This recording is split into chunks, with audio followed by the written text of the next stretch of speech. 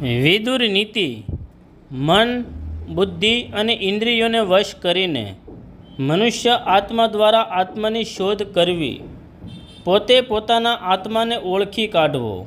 કેમ કે આત્મા જ આત્માનો પોતાનો મિત્ર છે અને આત્મા જ પોતે જ આત્માનો પોતાનો શત્રુ છે. આ આત્મા એ આત્માનો બંધુ છે, જેણે આત્મા દ્વારા પોતે પોતાના આત્માને જીતી લીધો છે. તે જીતાયેલ ગયેલો આત્મા જ મિત્ર છે અને જીતાયેલો આત્મા શત્રુ છે. જે રાજા પોતાને જીત્યા વિના પોતાના મંત્રીઓને જીતવા ઈચ્છે છે અને મંત્રીઓને જીત્યા વિના શત્રુઓ પર વિજય પ્રાપ્ત કરવાની ઈચ્છા કરે છે, તે અજિતેન્દ્રિય રાજા નક્કી પરાજિત થાય છે. જય શ્રી કૃષ્ણ.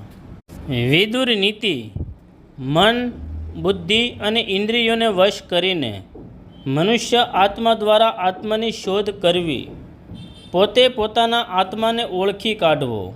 કેમ કે આત્મા જ આત્માનો પોતાનો મિત્ર છે અને આત્મા જ પોતે જ આત્માનો પોતાનો શત્રુ છે.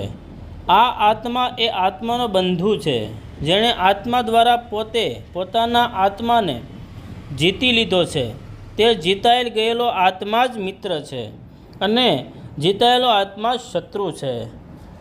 જે રાજા પોતાને જીત્યા વિના પોતાના મંત્રીઓને જીતવા ઈચ્છે છે અને મંત્રીઓને જીત્યા વિના શત્રુઓ પર વિજય પ્રાપ્ત કરવાની ઈચ્છા કરે છે, તે અજિતેન્દ્રિય રાજા નક્કી પરાજિત થાય છે. જય શ્રી કૃષ્ણ.